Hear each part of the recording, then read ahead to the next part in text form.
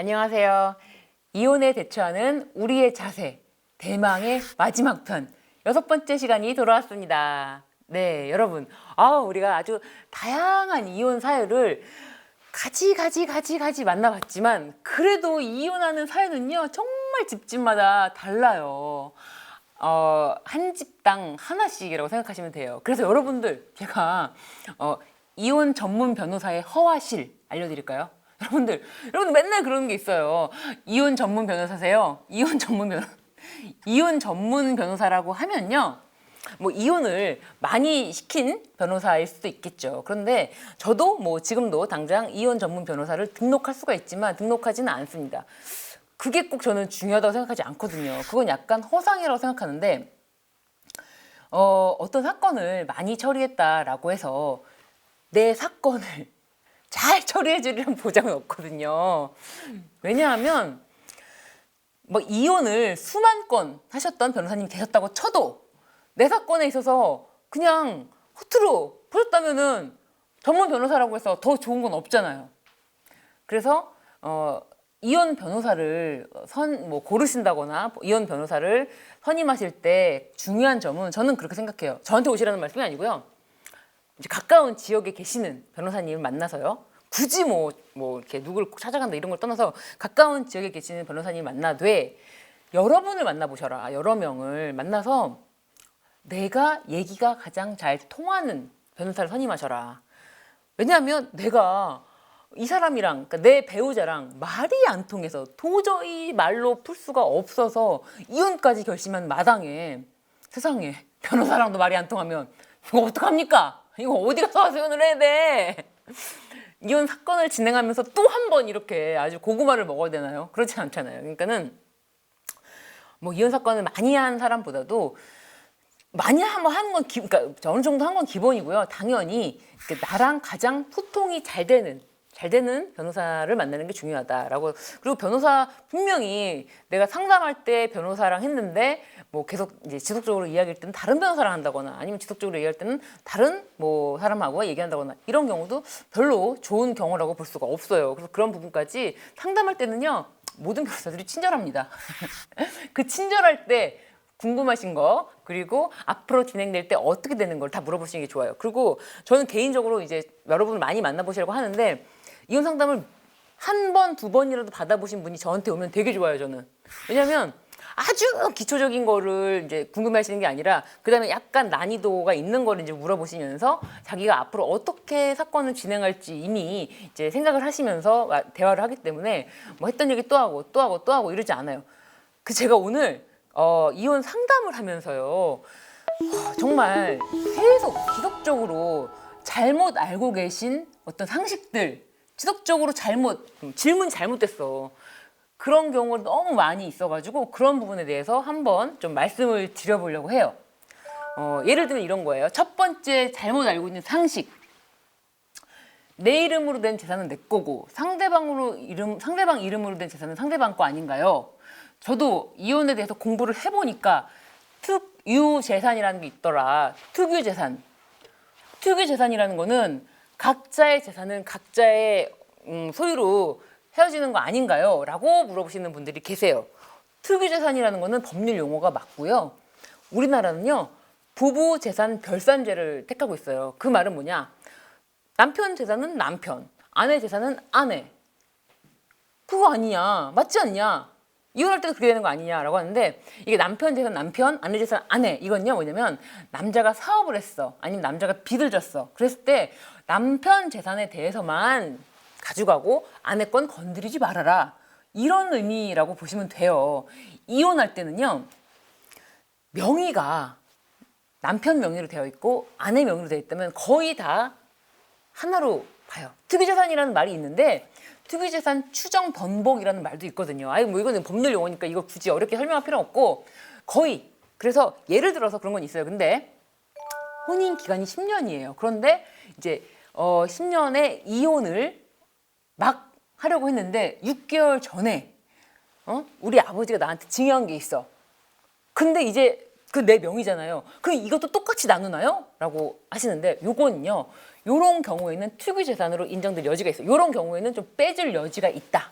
이런 경우에는 똑같이 나누지 않을 수가 있다. 이렇게 보시면 돼요. 그러니까 굉장히 그 재산 보유 기간이 짧고 혼인 기간이 긴데 그럴 경우는 좀 빼줄 여지가 있다라고 보시면 되는데 일단은 첫 번째 혼인 기간이요 10년 이상이 되면요 아내가요 아무것도 안 하고 예를 들어서 심지어 밥도 안 하고 가사 도우미만 계시고 쇼핑만 하도 재산 분할을 해줘야 돼요. 이것도 많이 물어보세요. 아니 우리 집 사람은 단 한 번도 밥을 한 적이 없는데 밥은커녕 항상 카드값만 이렇게 청구하고 그러는 아내다. 돈을 벌어본 적도 없다. 근데 내가 이혼하면서 재산을 꼭 나눠줘야 되나요? 물어보시는 분도 계시더라고요. 나눠줘야 됩니다. 나눠줘야 돼요. 우리나라는요 이런 재산 분할할 때요 상대방 배우자에 대한 부양의 의미도 거기다가 포함을 시키기 때문에 아무런 노동을 하지 않고 경제 소득이 없었다고 할지라도 상대방에게 이제 일정 부분 재산 분할을 할 수 있게끔 해줘요. 이게 이제 이혼한 나머지 배우자가 살아갈 수 있는 방법을 제도적으로 좀 도와준다라는 취지인데요. 뭐 어렵게 생각하실 필요 없어요. 일단 무조건 나눈다. 무조건 나눈다. 그래서 조금만 덜 나누고 싶다라고 빨리 이혼하세요. 빨리. 그래서 황혼이혼 못 하시는 분들도 계세요. 되게 약간 특이하실 수도 있는데요. 예를 들어서 어떻게 하다 보니까 한쪽 명의로 재산이 다 돼 있어요. 근데 한쪽이 진짜 문제가 많았어. 그러면은 내가 일단 이 사람을 내쫓으려면 재산의 반을 나눠줘야 돼. 황혼이혼은요 거의 반이지 이거를 가지고 뭐 몇 프로 이렇게 조정이 안 돼요. 왜냐? 혼인 기간이 10년 이상이면 그것도 이미 부부 재산을 전부 반으로 나누는데 황혼이혼 30년인데 무조건 반입니다. 그렇기 때문에 황혼이혼 안 하시는 분들도 계세요. 아이고 내가 저 인간한테 반이나 줘야 돼? 이러면서 내 명의로 되어 있는데 내 명의로 그럴 때는 좀 파세요. 미리미리 좀 미리미리 팔아두시고 3년 후에 그 꿀팁인데요. 이혼을 할 때는요. 이제 그 이혼하는 그 시점을 기준으로 해서 딱 3년 전 거만 금융 정보 조회가 됩니다. 3년 전 거. 그래서 내가 28년을 참고 살았다 그러면은 3년 더 참고 그러니까 팔고 매일 팔아놔. 그리고 금융 정보가 다 조회가 되기 때문에요. 이게 3년 전 건 다 조회가 되기 때문에 돈이 계좌에서 계좌로 오고 가고 그런 게 다 남아요. 큰 돈은 현금으로.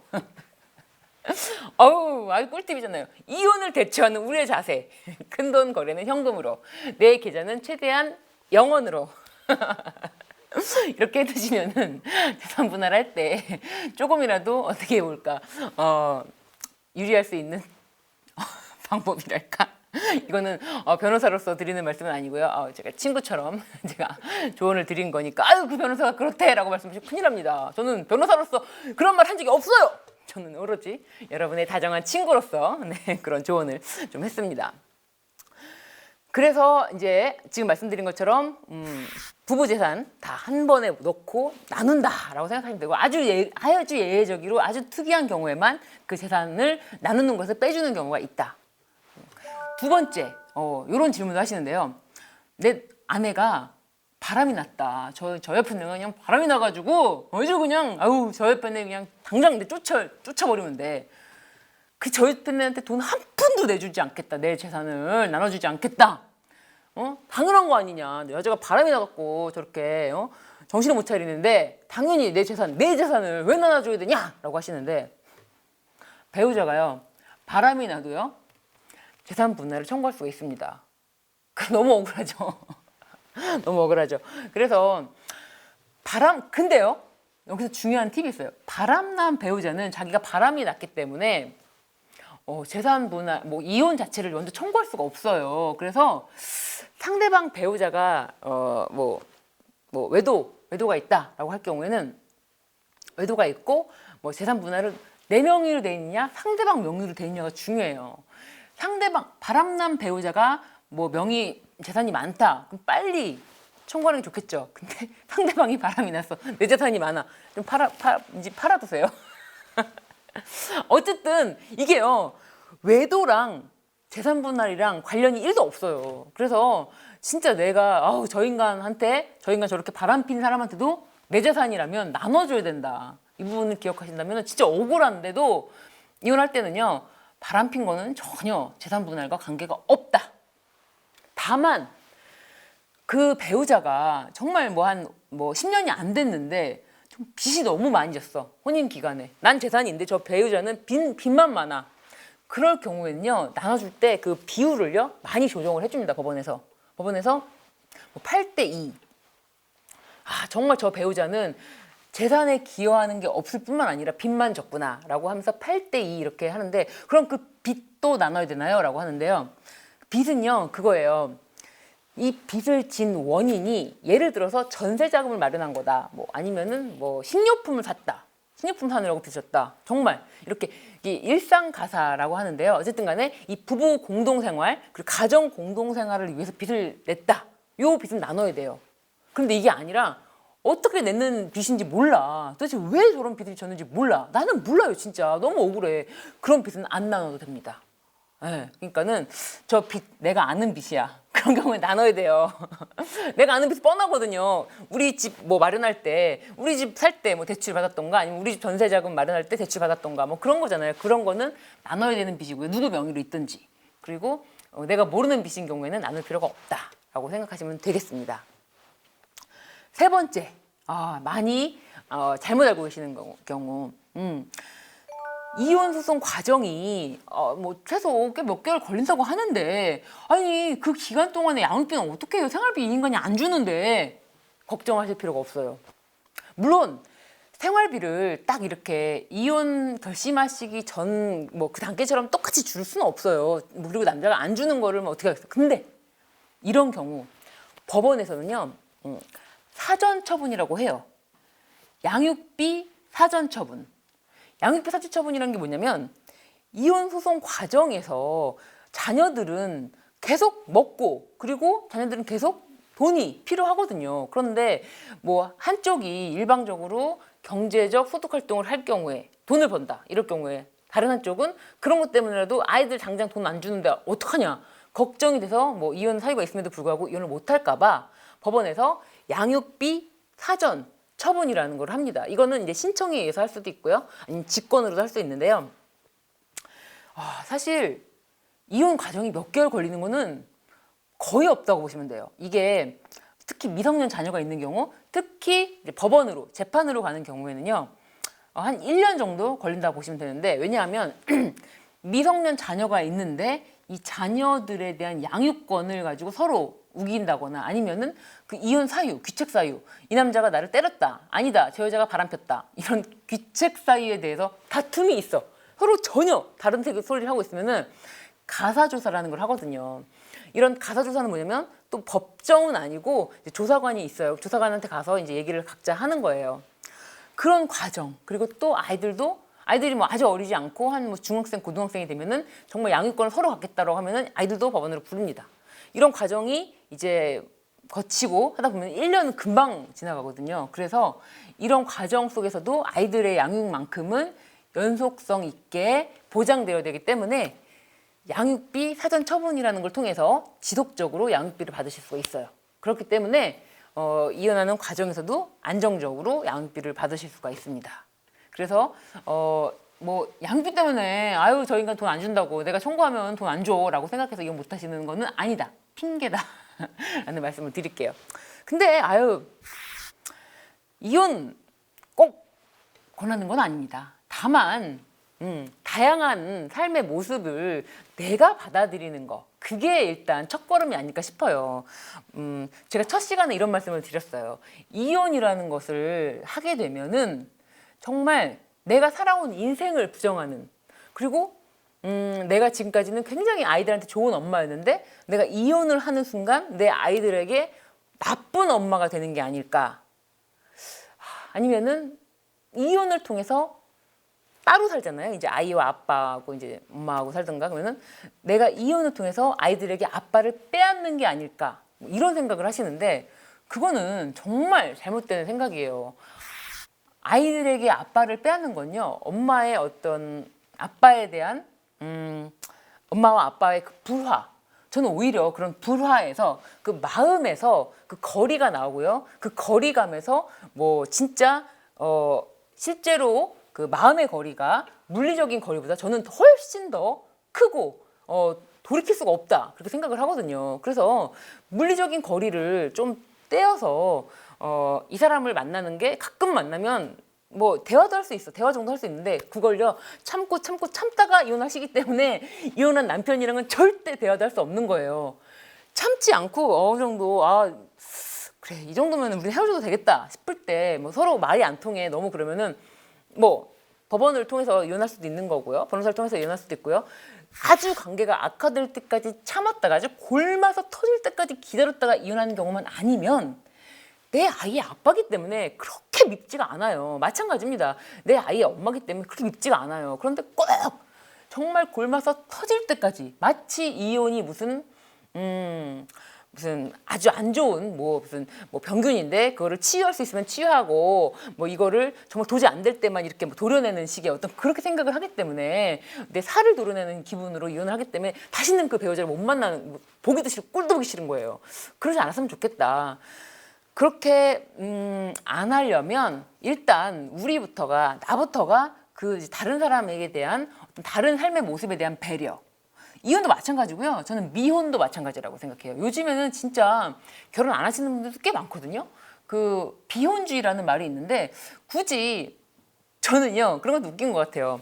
어느 정도 나이가 이제 있어. 그래서 결혼했을 수도 있을 것 같고 안 했을 수도 있을 것 같은데 대뜸 미혼이세요? 이렇게 물어보는 거 얼마나 실례일까요? 저는 실례라고 생각해요. 미혼이든 기혼이든 우리가 그런 거를 물어볼 정도의 사이는 아니라고 생각하거든요. 그분이 먼저 말할 때까지는 뭐 묻지 않는 저는 그랬으면 좋겠어요. 미혼이든 기혼이든 이혼이든 아니 그럼 보세요. 이혼한 사람이 제일 곤란해. 보세요. 이혼한 사람이야. 근데 미혼이세요? 라고 물었을 때 미혼 아니지. 근데 아니 미혼은 아니잖아. 미는 아직 안 한 거잖아요. 혼인을 아직 안 한 거잖아. 근데 보세요. 미혼이세요라고 했을 때 혼자 살긴 하는데 미혼은 아닌데 같이 사는 건 아닌데요. 한번 했었어요. 그러니까 우리나라 말에 그 미혼, 비혼이에요라는 말도 대단히 웃기잖아요. 미혼이세요? 비혼이에요. 한번 했었던 사람은 뭐라고 말합니까? 이혼을 한 사람은요 대답할 말이 우리나라 말로 없어. 그래서 만들어낸 말이 돌싱이잖아요. 말이 없는 말이야. 묻지를 마. 없는 말을 대답하지 말게 만들지 말고. 아니 대뜸 미혼이세요? 근데 돌싱입니다. 얼마나 웃겨요? 그러니까 미혼이세요라고 하는 질문이 뭐 실례가 아니지 당연히라고 생각하시는 거 잘못됐다. 그거에 대한 적당한 대답이 없는 사람도 있다. 바로 이혼한 사람이다. 그러니까 그런 사생활 그런 거에 대해서 그냥 초면에 바로바로 물어보고 바로바로 그냥 몇 살이세요? 그런 거 하지 말아요. 애는 있으세요? 나 맨날 물어봐 사람들이 나한테 애 있으세요? 지금 방송 보시는 분들도 다 궁금하실 거야. 아유 저 변호사 애는 있나? 아유, 애는 키워봤나? 아유, 자기가 이혼에 대해서 뭘 안다고. 저는요 없어서 좋아요. 제가 먼저 말씀드릴게요. 각자의 모습이 있는 거예요. 그래가지고 뭐 꼭 없다 그러면 또 물어봐. 아니 애가 없는 거는 뭐 어떻게 무슨 족이라 그러더라? 징크족이세요? 그냥 살다 보니까요. 너무 글쎄요. 그래서 저는요 누군가를 만났을 때 제가 원래 말이 많아요. 보시면 아시겠잖아요. 얼마나 말이 많아. 나 수술해. 나는 물어보지 않아도 다 내 말한다고 내가 이렇게 혼자서 자문자답하고. 근데 질문이 많은 사람이랑 있으면 피곤해요.